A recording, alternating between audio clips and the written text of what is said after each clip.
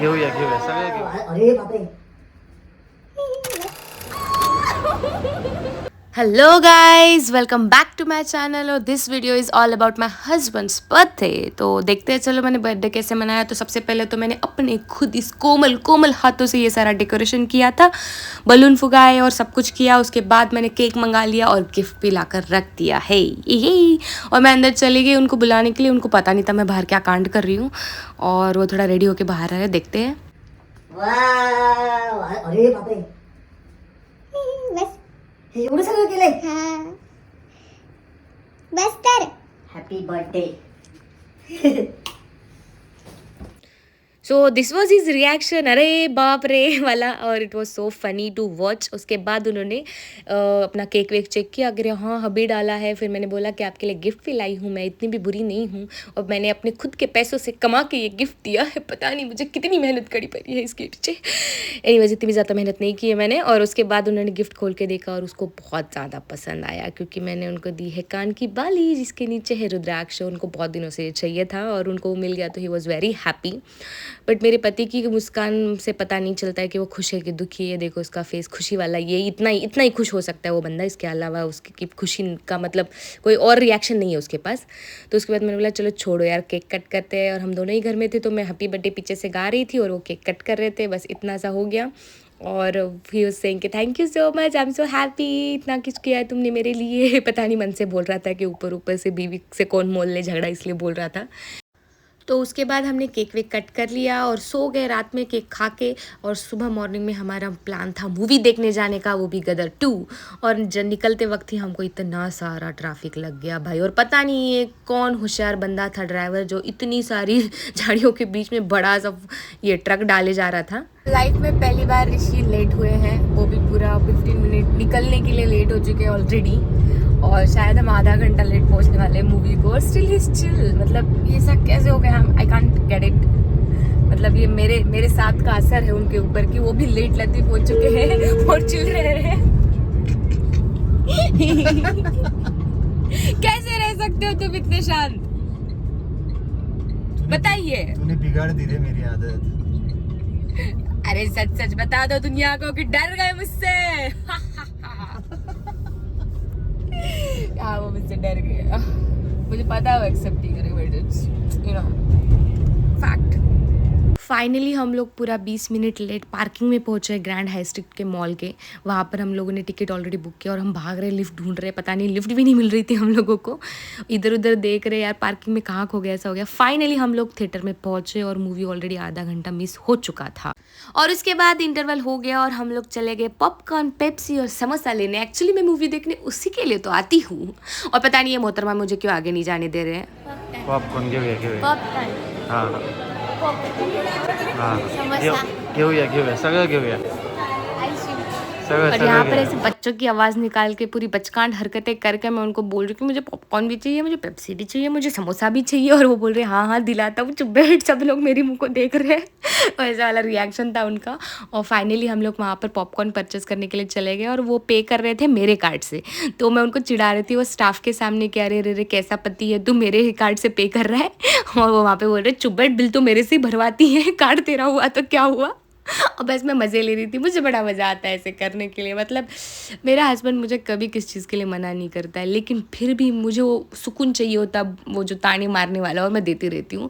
और उसके बाद हम लोगों ने वो पॉपकॉर्न पेप्सी सब ले लिया और वो टिशू दे रहे हैं। और पता नहीं यार यहाँ पे पीवीआर में इतना महंगा क्यों बेचते हैं यार पॉपकॉर्न और पेप्सी। मतलब 4 गुना 5 गुना मन में आए उतना रेट लगा देते हैं यार, ये क्या मतलब हुआ। ऐसे तो मतलब अगर रोज़ मूवी देखने आऊँगी ना तो मैं तो मतलब मेरी ज़्यादा ही सारी उल्लू उठा दूँगी। और मैं एक्साइटेड हो गई यहाँ पे वॉशरूम की तरफ भाग रही हूँ और स्क्रीन इधर थी। तो मेरे हस्बैंड पीछे से चिल्ला रहे अरे यार इधर आई, इधर है स्क्रीन, कहाँ भागे जा रही है। मतलब मैं कुछ भी पागल जैसे हरकतें करते रहती हूँ। मतलब ये मेरे पति के लिए अब नॉर्मल हो चुका है 1.5 साल में। पिछले हम लोग साथ में रह रहे हैं शादी के बाद 1.5 साल, तो उनको बहुत नॉर्मल हो चुका है। लेकिन सब लोग मेरे मुंह को देख रहे हैं और वो बोल रहे हैं यार पता नहीं ये लड़की बड़ी कब होगी। और मेरा चले जा रहा है कि हाँ अच्छे हैं पॉपकॉर्न काइंड ऑफ। उसके बाद मैं चली गई वॉशरूम में अपने मॉडलिंग के स्किल्स दिखाने के लिए। एक्सक्यूज़ मी, वॉशरूम में आप वॉशरूम के लिए जाते हो? जी नहीं, मैं तो जाती हूँ बड़े से मिरर में अपनी मॉडलिंग के सारे सारे जो टैलेंट है वो बाहर निकालने के लिए और ऐसे फ़ोटोशूट करने के लिए। देखो कैसे मैं इतरा इतरा के पूरी मॉडलिंग यही बाहर निकाल रही हूँ। एक्चुअली वहाँ अंदर कोई था नहीं तो, और इतना बड़ा मिरर देख के मुझसे कंट्रोल नहीं हो। बोला यही है जगह जहाँ पर मैं अपने टैलेंट को दिखा सकती हूँ, जहाँ पर कोई टैलेंट मेरा देखेगा भी नहीं और खुद ही खुद को अप्रिशिएट किए जा रही हूँ। और फिर उससे भी मेरा मन नहीं भरा तो फिर सिंक के सामने आके और मैं अपने बाल वाल ठीक कर रही हूँ और ऐसे ऐसे पोज वोज मार रही हूँ, ऐसे ऐसे मतलब बहुत चाणी बन रही हूँ। उसके बाद मेरे हस्बैंड का फ़ोन आया, रहे तेरे समोसे रह गए वो लेके आते वक्त। और फिर मैंने समोसे वहाँ से लिए और फिर मैं ये समोसे लेके पूरा ये भी शो ऑफ़ करते करते, छोटी छोटी चीज़ों का शो ऑफ़ करने का मज़ा ही कुछ अलग है भाई। फिर मैं अंदर चली गई और वहाँ पर बैठ के खाना स्टार्ट ही किया मैंने। तो वो सीन आ गया भाई भाई भाई भाई, क्या सीन है। मतलब आप सब लोग शायद इसीलिए ये मूवी देखने गए होंगे कि आपको सबको देखना होगा सनी देओल फिर से हैंडपम्प उखाड़ेगा। लेकिन इस मूवी में सनी देओल हैंडपम्प उखाड़ता ही नहीं है, सिर्फ ऐसे हाथ लगाता है और सारे के सारे लोग भाग जाते हैं। भाई इतना फ़नी है ना वो माहौल जो बनता है, सारे थिएटर में लोग हंस हंस के पागल हो रहे हैं, सीटियाँ बज रही है, तालियाँ बज रही है, बड़ा मज़ा आ गया। ये देखो सिर्फ एक्टिंग की है, कुछ नहीं।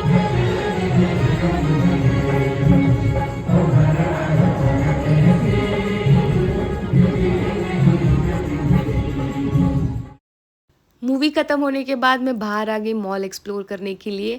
और पता है मूवी में ना अमीषा का जो रोल है ना, अमीषा पटेल का, कुछ नहीं है, बस वो रो रही हैं, अपने बेटे का वेट कर रही है, अपने पति का वेट कर रही है और जब वो वापस आते हैं तो भागते भागते जाके गले मिलती है, इतना ही है। लेकिन अच्छा लगा उन सबको बाद में फिर से एक बार देखते हुए।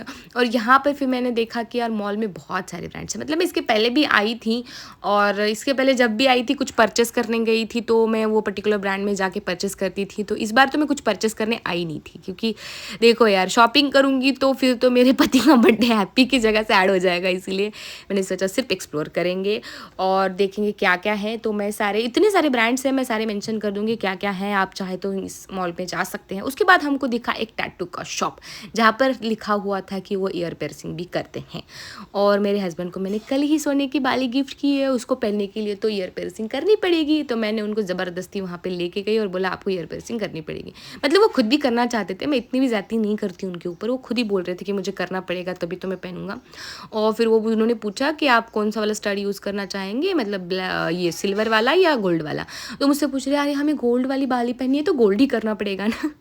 मतलब मेरे पति को इतना भी नहीं पता है कि भाई वो होता मेटल का ही है, सिर्फ कलर पूछ रहा है वो बंदा। फिर भी मुझे बोल रहे नहीं लेकिन गोल्ड ही चाहिए ना। तो बोला हाँ हाँ आप सही कह रहे हैं, गोल्ड ही होना चाहिए। बड़ा मासूम। डायरेक्ट असं टाकून ठेवणार आपण. हाँ श्रद्धा नावाचा टॅटू कर ना. मला टॅटू ही संस्कृती पसंत नाही. कोण तर पाठीवर टॅटू करायला तर 5 मिनिटापूर्वी महादेवाचा काढणार आहे. बायकोचं नाव नाही काढू शकत, महादेव काढू शकतो अख्खा. वो पहले मला इधर घोसला पड़ा मेरा, इधर आके तू इधर आ. चल अरे ये गन कैसा है देख, वो पूरा घुसेगा अंदर वो. इस हथियार से तुम्हारे ऊपर वार होने वाला है. Get ready for it Rishi. Come on you can do it. ए इकडे तू भाई पकड़ के रखना, तुम बराबर जगह पे मारना, मैं हिल जाएगा. उसके हाथ पर बांध, उसके ऊपर ही कर दो. वो जो है वहीं पे कर दो. हाँ वहीं पे भाई. Get ready. अरे माँ कसम. ऐसे करोगे तो वो अटक देगा, मतलब हिलाना बिल्कुल नहीं, ठीक है. मी येऊ का तिकडे. ऋषीकडे बघ इकडे. काय झालं काय झालं झालं डन. बहुत ही नाटक करने के बाद, मशक्क़त करने के बाद उन्होंने अपनी ईयर पियर्सिंग करा दी और एक करने के बाद फिर उनको कॉन्फिडेंस आ गया तो उन्होंने दूसरा वाला भी कर दिया और कान पकड़ के पूरे मॉल में घूमे जा रहे हैं. फिर उसके बाद हम लोग चले गए, वो प्ले एरिया होता है ना जहाँ पर बहुत सारे गेम्स वगैरह होते हैं, पे करके खेलना होता है टिकट्स निकाल के. तो फिर हम लोगों ने सोचा कि चलो यार दिन भर करना ही क्या है, मस्ती ही करनी है तो यहीं पे मस्ती कर लेते. तो उन्होंने वो कार्ड ले लिया पैसे दे के और फिर उसके बाद हम लोग देखने लगे कि हाँ भाई अब कौन सा वाला गेम खेलना है. तो ऋषि बोले कि पहले मैं खेलूँगा. तो वो बैठ गए और देखने लगे क्या खेलना है क्या नहीं करना है. और उनको एक गेम अच्छा लगा तो देख रहे थे और उन्होंने वो गेम खेला बस. लेकिन वो शूट नहीं किया मैंने, क्योंकि मैं भी साथ में खेल रही थी. फिर उसके बाद ये वाला जो राइड्स वगैरह होते हैं ना, मतलब रोलर कोस्टर वाले, स्नो वाले और पता नहीं क्या भूतों वाला, हॉरर वगैरह, बहुत सारे ऑप्शन वाले थे, लेकिन मैंने चूज़ किया रोलर कोस्टर वाला क्योंकि उन्होंने बोला बहुत मज़ेदार है और मैं बहुत ज़ोर से चिल्ला रही थी। मेरे उसके बाद हम लोग ये शूट करने वाला गेम होता है ना, वो खेलने के लिए चले गए। तो पहले एक गेम हम दोनों ने साथ में खेली, फिर मैं अकेली खेलने लगी, उन्होंने मेरा शूट किया और मैं बड़े मज़े से मार डालूंगा, चीर डालूंगा, फाड़ डालूंगा, ऐसे बोल बोल के खेल रही थी। फिर उसके बाद वहाँ पर दिखा मुझे बहुत सारे टेडी बियर्स, और वो वाला था ना जहाँ पर हम पिक कर सकते हैं, और मैंने बहुत लालची हो गई थी एक्चुअली वहाँ पे। एक अगर उठाती तो ज़रूर उठ जाता, मैंने 2 उठाने की कोशिश की, मतलब पूरा दिमाग की शक्ति यूज़ करते हुए, और मुझे एक भी नहीं मिला। तो फिर मैं मायूस होके दूसरा गेम खेलने चली गई। और ये वाला जो गेम था, यहाँ पर गोल करने थे बॉल्स, कुछ टाइम दिया हुआ था और मैं गोल पे गोल किए जा रही थी। छोटे बच्चों का गेम था तो ऑब्वियस सी बात है, मेरी हाइट ज़्यादा है, बहुत सारे गोल्स होंगे, लेकिन मैं उसमें बहुत खुश हो जा रही थी। और देखो मैंने इतने सारे गोल कर दिए थे, बड़ी खुशी हो रही थी, नाचे जा रही थी मैं पूरा। और यहाँ पर ना बहुत सारे गेम्स हैं, मतलब अगर आप लोगों के छोटे बच्चे हैं तो आप डेफिनेटली यहाँ पर लेकर आ सकते हो उन लोगों को, या फिर आप खुद ही मेरे जैसे बच्चे हो, अंदर से ऊपर से बड़े क्यों ना हो गए हो, तो भी आप यहाँ पर आकर डेफिनेटली ये सारे गेम्स खेल सकते हैं। और यहाँ पर मैं बाइक का गेम खेल रही थी, पता है मैं सारा कुछ ट्रैश करते जा रही थी, बिल्कुल ही अच्छा नहीं खेल रही थी ये वाला गेम, लेकिन रियल लाइफ में मैं बाइक बहुत अच्छा चलाती हूँ। उसके बाद 4 व्हीलर चलाने वाला रेसिंग का जो गेम होता है वो खेलने लगी, और उन्होंने मेरी बहुत ही गंदी वाली फ़ोटो ली गेम स्टार्ट करने से पहले। और उसके बाद जो गेम है वो स्टार्ट हो गया था। और पता है गेम स्टार्ट होने के बाद मुझे आधा गेम होने तक ये पता ही नहीं था कि नीचे एक एक्सीलेटर है जिसके ऊपर पैर देना है। मैं ऐसे ही यहाँ करके खेल रही थी। जब पता चला बहुत हंसने लगे। और ये वाला सबसे फेवरेट वाला है, ऐसे डिशुम डिशुम करके आपको सिर्फ वो एलियंस को, पोकेमॉन्स को मारना था। सॉरी, पोकेमॉन्स को, एलियन नहीं थे वो। और सारे गेम खेल के हम लोग थक गए और थोड़ी सी भूख भी लगी थी, पॉपकॉर्न भी खाए वाले पेट के अंदर के पता नहीं कहाँ चले गए थे। तो हम लोगों ने सोचा कुछ तो पिया जाए चलो। तो फिर ऋषि ने हमेशा वाली नॉर्मल वाली जो सब हस्बैंड लेते हैं वो वाली कोल्ड कॉफ़ी ली, और मैंने मंगाया था आइस टी। और देखो ना यार, ये कैसे करते भेदभाव, आइस टी वाले को इतना अच्छा दिया और मेरे बेचारे पति को ऐसा पूरा वो पेपर वाले कप में दे दी थी कोल्ड कॉफ़ी। और हम दोनों ने वो एंजॉय की। और उसके बाद मैं चली गई यहाँ पर ना एक स्टॉल लगा था जहाँ पर बहुत सारे हैंडमेड ज्वेलरी मिल रही थी जो रीजन से बनाया था। रीजन आर्ट होता है, सब लोगों को पता ही होगा, और बहुत ज़्यादा क्रिएटिव थी। मैं इनका पेज आपको दे दूँगी, आप चाहे तो उनसे ऑर्डर कर सकते हैं। मैं पूछ रही थी कि मेरे शादी की वरमाला है तो क्या आप उसका बना सकते हो कुछ अच्छा सा, तो उन्होंने बोला डेफिनेटली मैम, आप मुझे भेज दीजिएगा, मैं आपके वरमाला की हालत देख के बताऊँगी कौन सा वाला फ्रेम या फिर वॉच या फिर आप क्या कर सकते हो। उनके पास और भी बहुत सारे ऑप्शंस थे, जैसे कि दिए या फिर कुमकुम, हल्दी कुमकुम का जो होता है वो, और इयररिंग्स, पेंडेंट्स और हेयर क्लिप्स और बहुत कुछ था। तो मुझे बता रही थी कि क्या क्या है उनके पास और कैसे बनाते हैं वो। ये देखो ये सारे बहुत सारे, और 30 रुपीज़ से स्टार्ट था, मतलब हैंडमेड था फिर भी बहुत कम प्राइस में मिल रहा था। चीप प्राइस में आप लोगों को यहाँ पे सब कुछ मिल जाएगा। और ओरिजिनल फ्लावर्स यूज़ किए उन्होंने, ये देखो ये सारे इयररिंग्स में।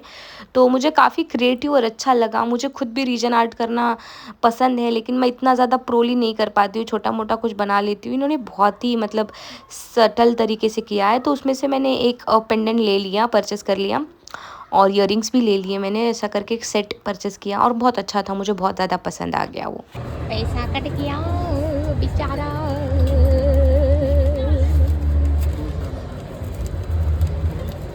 एक्चुअली आज इसका बर्थडे।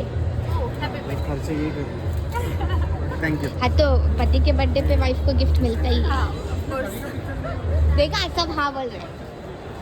उसके बाद मैं भी चली गई ईयर piercing करने के लिए, और मैं बोल रही थी यहाँ पे बोन होता है, पेन हो। अरे बोन नहीं होता है वहाँ पे।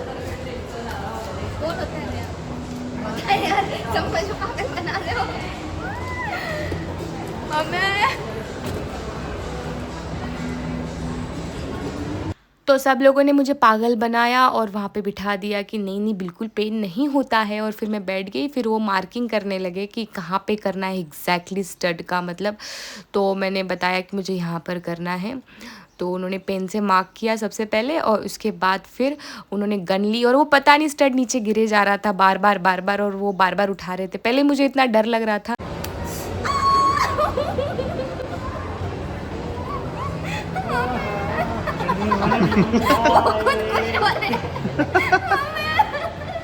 सो फाइनली एक कान का हो गया है, अब दूसरे कान का कर रहे थे और एक्चुअली इतना भी ज़्यादा पेन नहीं हुआ, लेकिन दूसरे कान के करते वक्त ना इतना टाइम ले रहे थे वो, पता नहीं क्यों वो नीचे ही गिरे जा रहा था। 1000 बार तो नीचे गिरा होगा, मतलब 1000 बार नहीं लेकिन 20-30 बार डेफिनेटली वो नीचे गिरा था। और बहुत ज़्यादा मशक्क़त करने के बाद, बहुत ट्राई करने के बाद, इतना मतलब बहुत टाइम लिया, पेशेंस लगे और वो फाइनली हो गया। बैठ गया श्रद्धा काय आलं